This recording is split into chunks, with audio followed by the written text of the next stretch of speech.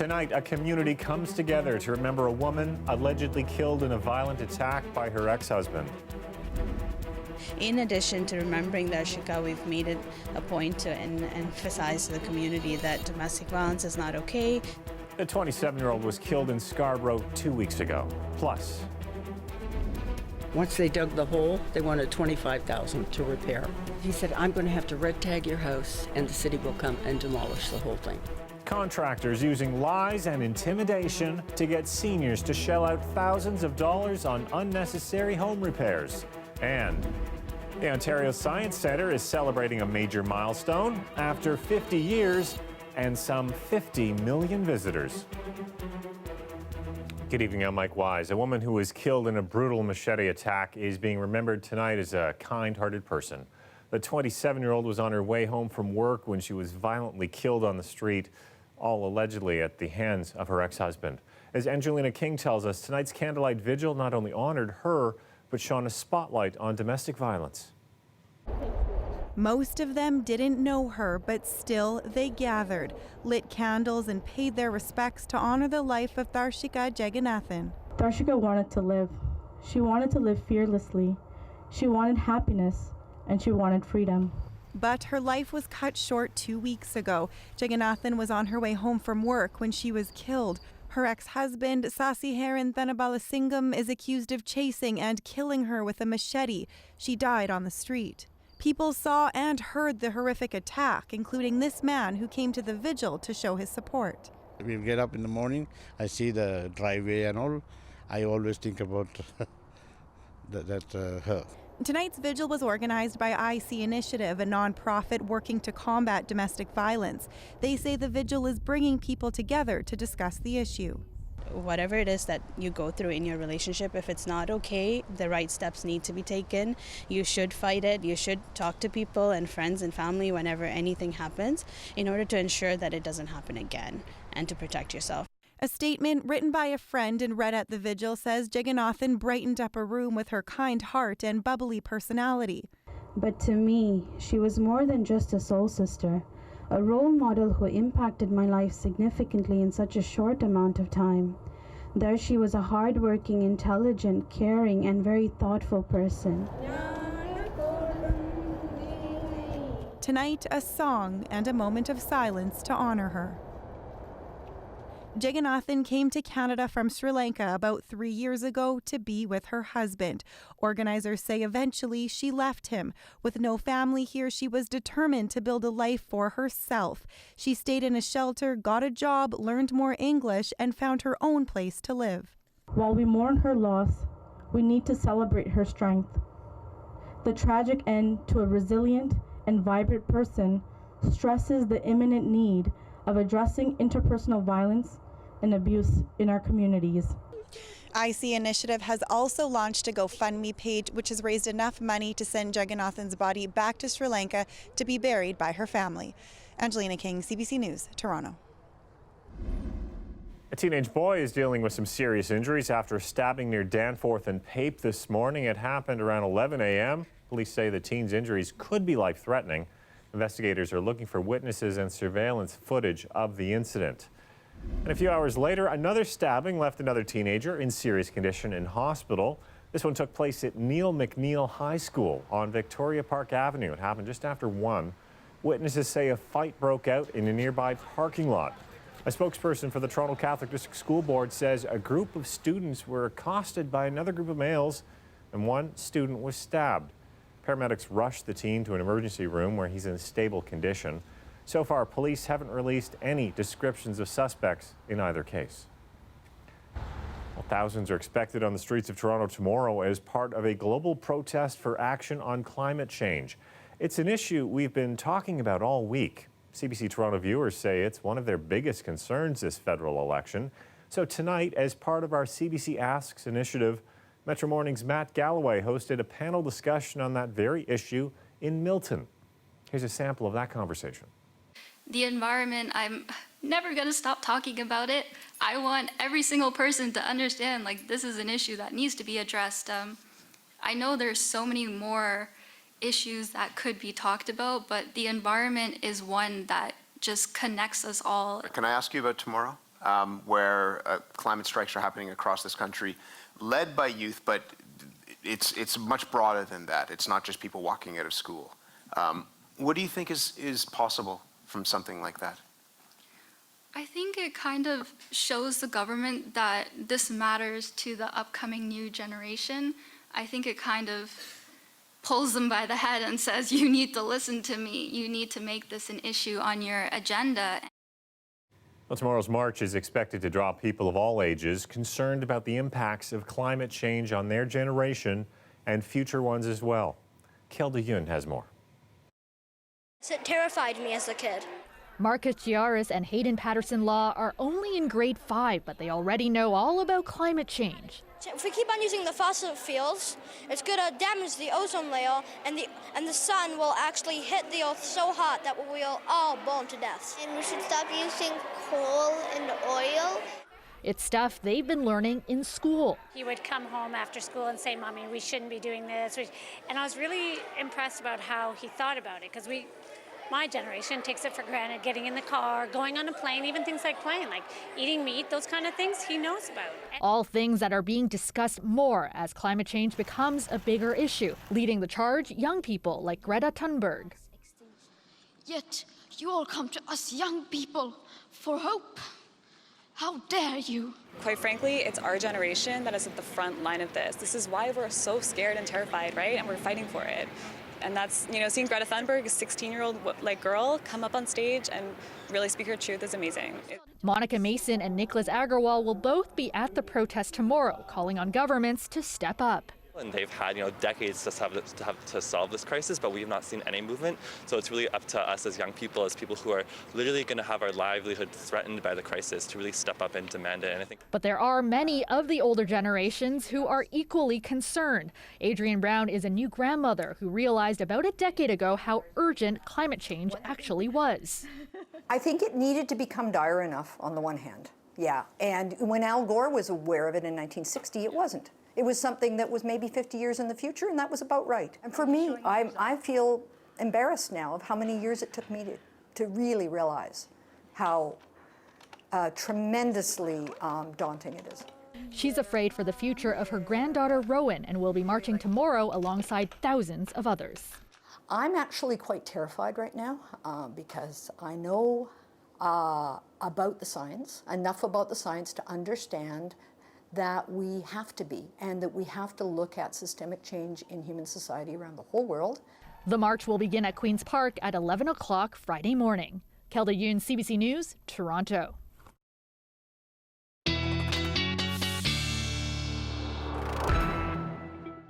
Kyla Kennedy's here with her first look at the forecast. We're looking at not a bad Friday for the first Friday of autumn.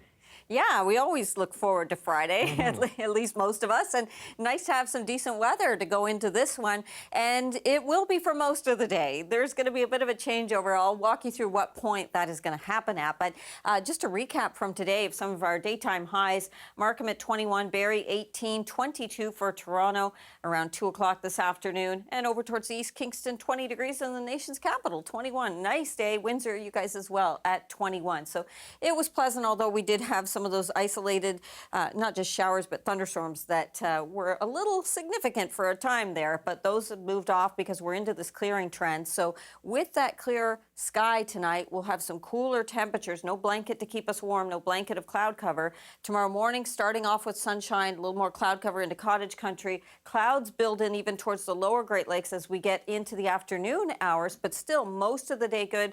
The winds will start getting stronger from the south and eventually turn to the southwest, but into the evening tomorrow, a few isolated showers start to show up around the GTA or just north of. We're getting some into southwestern Ontario, and then it'll be in the overnight, we'll see more significant rain coming into our Saturday. This is Saturday morning. As for how the rest of the day is going to play out, we're going to get to that in the longer weather. For now, just giving you tonight at 9 degrees, and we'll see some increase in cloudiness tomorrow there, 23 for the high, Mike. Okay, thanks, Colette. You're welcome. Ontario's fiscal watchdog coming up with an alarming figure today. After reviewing the province's plans to reduce education costs, he figures there will be 10,000 fewer teachers in Ontario in 5 years. But he notes those are teachers that won't have to be hired, not teachers right now who are going to be losing their jobs.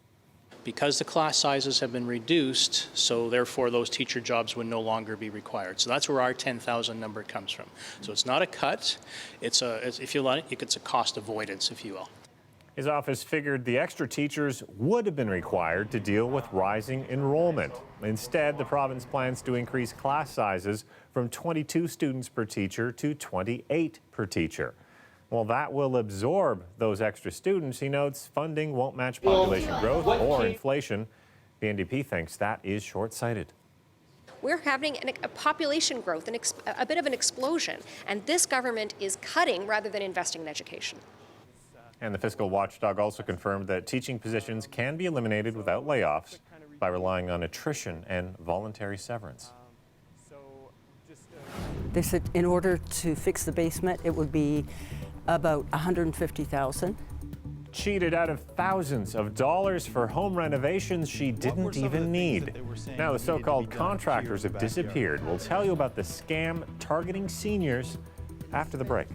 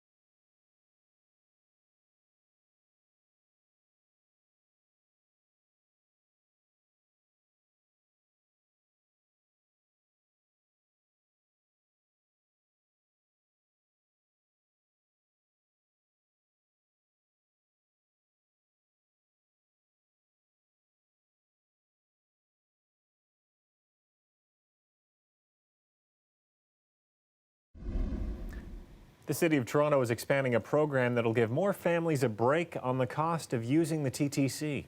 Does represent one more way and one more step we're taking today to make life more affordable for families of limited means.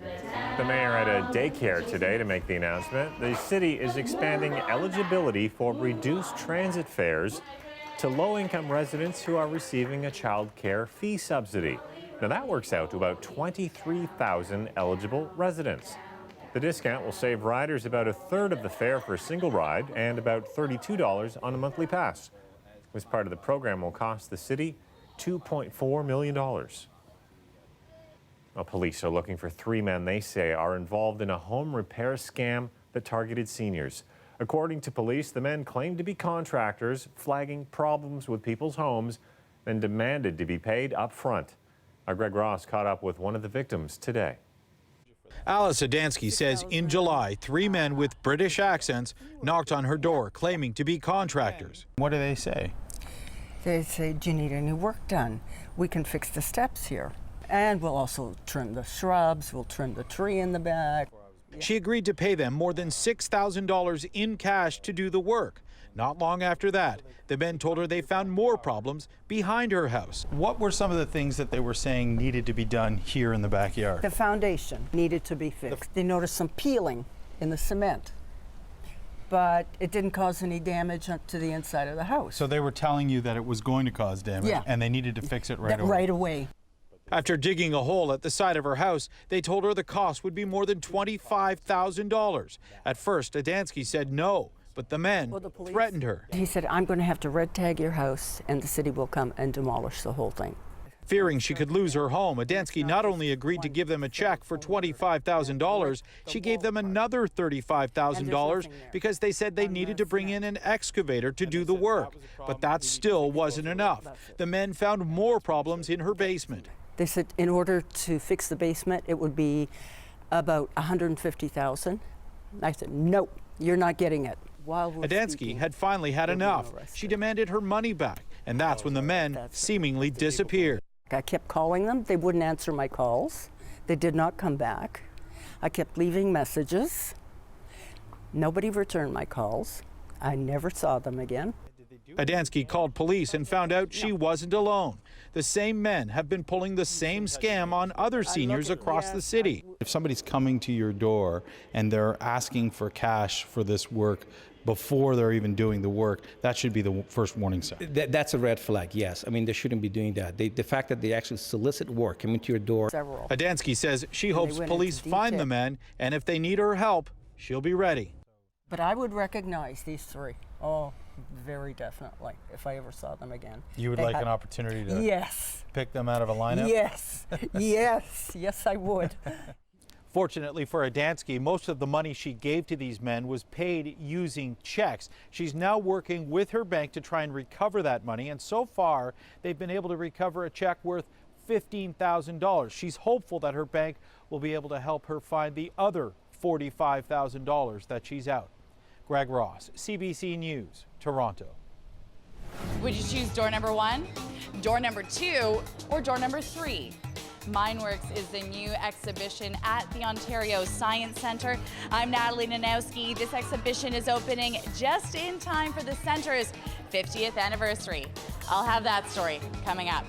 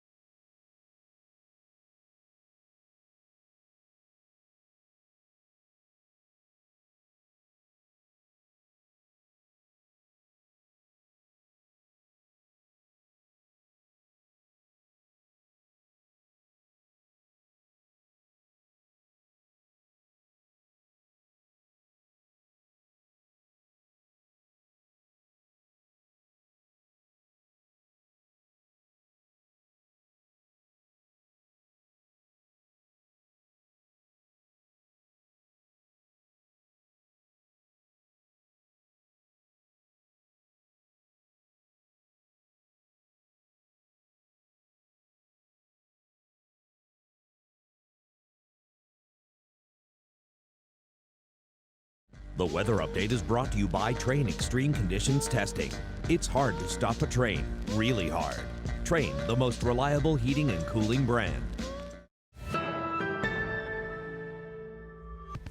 The Ontario Science Centre is going to be offering free admission this weekend. It's part of its 50th birthday celebrations. After half a century, the centre continues to draw big crowds. Natalie Nanowski has more on how it has remained relevant. That sense of wonder and excitement is common in these parts. It's a place where you unleash your curiosity. You can see them as they come in, they run and they want to touch everything. Or move things or crawl through tiny openings. To celebrate its 50th birthday, the Science Center is launching a new exhibition called MindWorks. It's all about choices and examining how and why you make them. For instance, you can wait to watch a video about kittens, or you can receive a shock and watch it now. Did that hurt at all? No, it was more of a vibration, actually. Yeah. Yeah. So it was worth it? I think it was worth it, yeah. So this exhibit is all about emotions. Each room is supposed to evoke something different. This one is a giant nose. I'm gonna go inside and I'm gonna have some sort of a reaction. Okay. Oh God. Ew, it's pretty gross. And of course, the faithful crowd pleaser is still around. How did you do that? I shaked it a lot. Okay, there's some science behind that. When you turn it on, negative charge gets pulled down through the belt. The ball becomes very positive at the top. You touch it, you also become positively charged. Two opposites, they repel each other, makes your hair stand up. When the Science Center opened back in 1969, it was a huge deal. Pretty well leading technology. There was nothing else in the world like it. And now, even though all our information is online, people still see the value in it. It's better to learn here because you can actually like see everything and play with it. And now it's an incredible thing that all the knowledge known to humanity is at your fingertips. What we cannot access is the experience, the ability to touch or play with something, move it, see how it reacts, and also the social experience of doing that with people. Get your science fix this weekend with free admission to the center.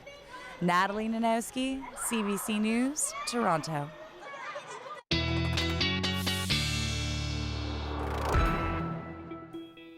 Colette's back with our extended forecast. Never too soon to start looking forward to the weekend, but some rain Saturday morning.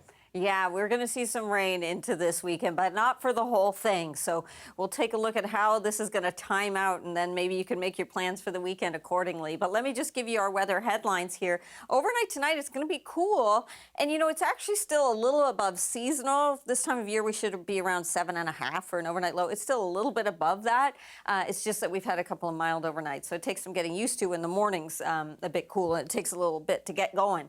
Nice day on Friday, most of the daytime. The evening, things start to change over a little bit because this arrives. Yeah, we do have another system that's going to come in bringing some rainfall. So you see the lower Great Lakes here, sunshine. Things look good to start the day off. This I've got stopped at 7 a.m. We roll it forward in time a little bit into the afternoon hours. Still the lower Great Lakes looking pretty good, but clouds beginning to build in for sure. And depending on the timing of this, we could even begin to see some scattered showers starting to show up into southwestern Ontario into the later afternoon. But really, it'll be into the evening. We get isolated showers around the GTA, more significant stuff trying to get organized coming into the southwest part of the province, and then into the overnight we get into more significant rain and likely some embedded thunderstorms in here as well, especially as it pulls off towards the north and east, seeing that up towards Peterborough and over towards the Ottawa Valley as well. Now Saturday, later in the day, things actually improve. So I expect we'll still have some isolated showers even into the afternoon, probably more so the early afternoon, and then we get into a nice clearing trend into the later afternoon. So the second half of Saturday is looking pretty good. The setup, though, is that this is colder air that's going to be moving in. The winds pick up a little bit as this front goes through Friday into Saturday, and then what we're going to see is that by the time we get to Sunday, we get into some much cooler air. I'll show you the numbers in the 5-day forecast, but overnight tonight, these are the numbers for your lows in southwestern Ontario. So tomorrow morning, when you think like 8 a.m., it's probably going to be around 11, 12 degrees. That's what I mean by it takes a little while to get going. Once it does, 24 Windsor for the high with some breezy conditions. The GTA tonight, similar conditions, slightly warmer. St. Catharines, you get the double digits there. And then tomorrow, the winds pick up in the afternoon. Clouds will be on the increase throughout the area before the rain showers will move in. Then heavier overnight Friday into Saturday with some embedded thunderstorms. I said cooler into Sunday. So there you go. We go from 22 Saturday, 17 on Sunday, and then temperatures go back up again. I've been talking about this. This is what fall is like, right? We get the little seesaw going, Mike. Down, you'll need the jacket when you leave the house tomorrow, but maybe not in the afternoon. That's right. And then later, the umbrella. Yeah, okay. Thanks a lot, Colette. You're welcome. What is the hardest decision you have had to make as a Blue Jay manager? What do you like being a manager this year? I love our After the break, asking the tough questions. We'll take you to the Junior Jays Club press conference.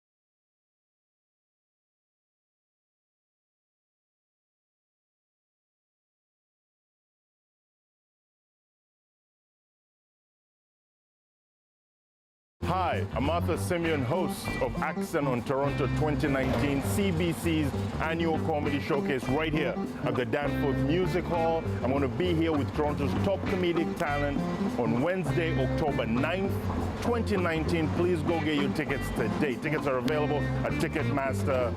Please go get yours today. No, I mean like right now. Like go. Like right, go get, all right.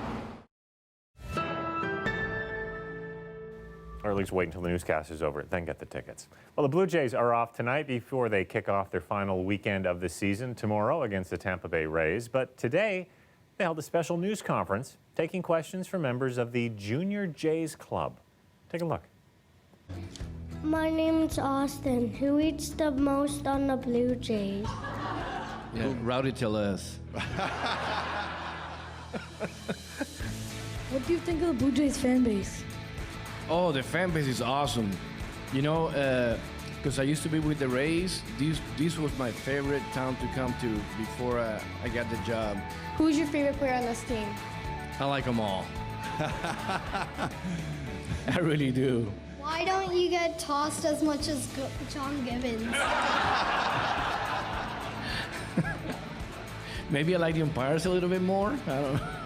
Sometimes, so it's been fun. I like that last question. Is it just me, or does the Jays starting lineup not look much older than those kids? Before we go, ahead of tomorrow's climate strike, Metro Morning is going to be talking with several participants, including David Suzuki and Bare Naked Ladies' Jim Cregan, who will actually be performing at tomorrow's march. You can hear both of them right after the 8 a.m. news on CBC Radio 1. The march kicks off at 11 a.m. at Queen's Park. I'll see you back here tomorrow night at 11 p.m. Good night.